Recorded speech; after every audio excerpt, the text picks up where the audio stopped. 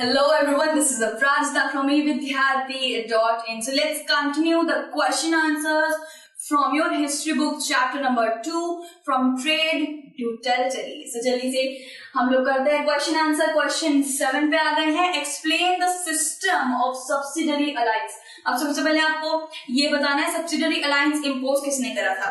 सबसे पहले general governor ने करा था जिनका नाम था लॉर्ड वॉरेन हेस्टिंग्स.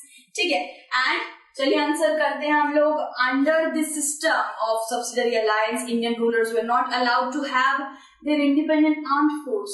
अब इसका क्या मतलब हुआ कि सब्सिडरी अलायंस का क्या था कि जितने भी रूलर्स थे वो अपनी आर्मी रख सकते थे, अपनी आराम से जैसी उनको आर्मी रखनी है वो रख सकते थे. लेकिन जो अंग्रेज थे उन्होंने पता क्या किया, उन्होंने ये किया कि आप सिर्फ हमारी आर्मी को यूज करिए, हम प्रोटेक्शन देते हैं आपको, आप हमारी आर्मी यूज करिए, अपनी आर्मी यूज ना करिए. ठीक है. सो उनकी आर्मी यूज करने के लिए पैसा तो देना पड़ेगा भाई. आप उनकी आर्मी यूज करें तो टैक्स तो उनको भरना पड़ेगा ना. सो रूलर्स जो टैक्स होते थे वो ईस्ट इंडियन कंपनी को देते थे. किस लिए? क्योंकि ईस्ट इंडियन कंपनी की जो ट्रूप्स थी, जो आर्मी थी, वो रूलर यूज कर रहा है. ठीक है. और बहुत से ऐसे राजा होते थे जो टैक्स नहीं दे पाते थे, तो क्या करते थे, पेनल्टी समझ के उनकी जो टेरिटरी थी उसको वो अपने कब्जे में कर लेते थे कि ठीक है आप पैसे नहीं दे पा रहे हैं लेकिन अपनी टेरिटरी थोड़ा हमें दे दीजिए पेनल्टी के तौर पर, बाद में पैसे आए दे दीजिएगा, टेरिटरी ले लीजिएगा. और आपको क्या लगता है कि टेरिटरी वापस देते थे वो लोग? सो यही है under the system subsidiary alliance Indian rulers अपनी इंडिपेंडेंट फौजें नहीं रख सकते थे, उनको फोर्सफुली कंपनी की दी हुई फौजें यूज करनी पड़ती थी. If they are unable to pay for it their territory, if they are unable to pay for it, अगर पे नहीं कर पाते थे क्या, their territory was taken as a penalty, उनकी टेरिटरी पेनल्टी के तौर पे ले ली जाती थी. अब कुछ एग्जांपल है जिनके ऊपर सब्सिडरी अलायंस लगा दिया गया था. नवाब ऑफ हैदराबाद और एक है अवध. अवध सबसे लास्ट टेरिटरी थी जो इन लोगों ने अपने कब्जे में करी थी. वहां के राजा के ऊपर ये लगा दिया गया था सब्सिडरी अलायंस, उनकी पूरी टेरिटरी हासिल कर ली थी. और नवाब जो थे हैदराबाद के, उनके साथ भी ऐसा ही हुआ था. इसके साथ ये आंसर हमने कंप्लीट कर लिया है. क्वेश्चन नंबर 8 पे चलते हैं. In what way is the administration of company different from that of Indian rulers? अब जो ईस्ट इंडियन कंपनी का जो एडमिनिस्ट्रेशन प्रोसेस जो था वो हमारे इंडियन राजाओं के प्रोसेस से कितना अलग था. हमारे इंडिया में कैसा प्रोसेस चलता था और ईस्ट इंडियन कंपनी कैसा एडमिनिस्ट्रेशन प्रोसेस चलाती थी वो देखते हैं.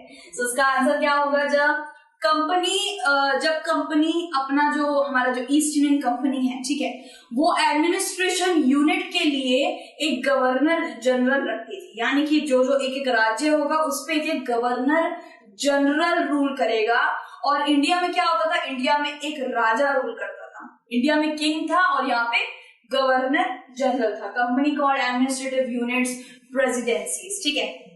कंपनी एडमिनिस्ट्रेटिव जो यूनिट्स होते थे उनको प्रेसिडेंसीज कहती थी.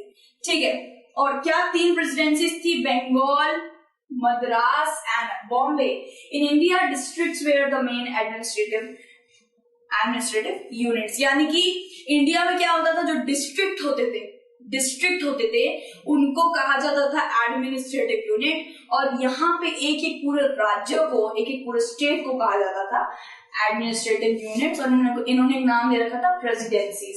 नेक्स्ट पे चलते हैं. In company the head is governor general. मैंने आपको पहले ही बता दिया, जो जितना भी आप एक राज्य है, एक राज्य के ऊपर गवर्नर जनरल रहता था और वहां पे एडमिनिस्ट्रेशन इंडिया में किंग रहता था. ठीक है. तो थर्ड है the main job of governor general was to introduce administrative reforms, while the main job of the collector was to collect revenue, taxes, maintain law and order. अब क्या होता था, गवर्नर जनरल का भाई क्या काम होता था? एडमिनिस्ट्रेशन का प्रोसेस पूरा रन करना. हेड गवर्नर जनरल था, उसमें कुछ चेंजेस लाना वो भी गवर्नर जनरल करता था. और इंडिया में क्या होता था, जो रेवेन्यू कलेक्टर था यानी जमींदार थे वो हेड थे इंडिया में. ठीक है. जमींदार इंडिया में और governor general east Indian Company की तरफ से. जमींदार और क्या क्या करते थे?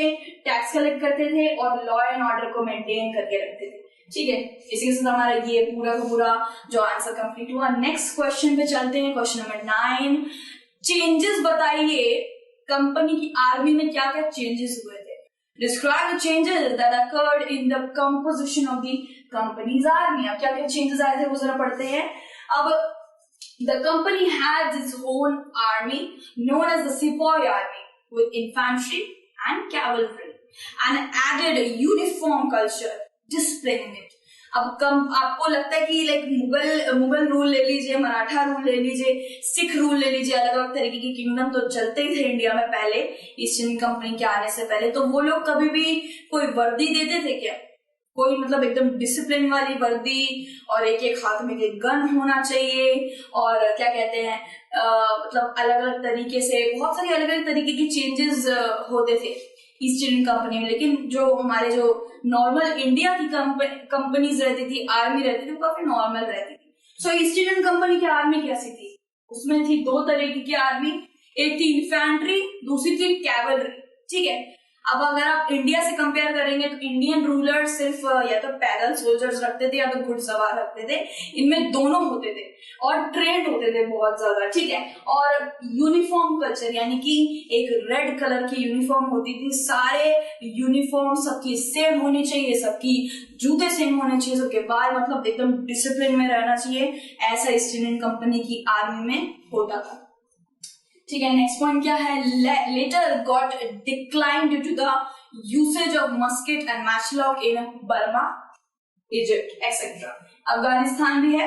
ठीक है, सो इसमें क्या बताया गया है कि जो आर्मी ईस्ट इंडियन कंपनी ने बनाई थी ना, वो धीरे धीरे करके डिक्लाइन होने लग गई थी, धीरे धीरे करके खत्म होने लग गई थी। क्यों? क्योंकि जो उनकी जो आर्मी थी उसमें बहुत सारे इंडियन सोल्जर्स थे और उनको भाई गन वन चलाना नहीं आता था।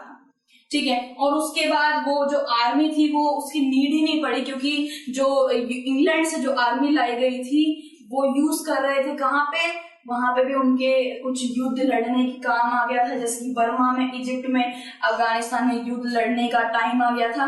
तो यहाँ पे आर्मी बनाने का काम इन लोगों ने छोड़ा, फिर वहां भागे और मैच लॉक और मस्केट यानी कि गन से वहां पे युद्ध लड़ा गया।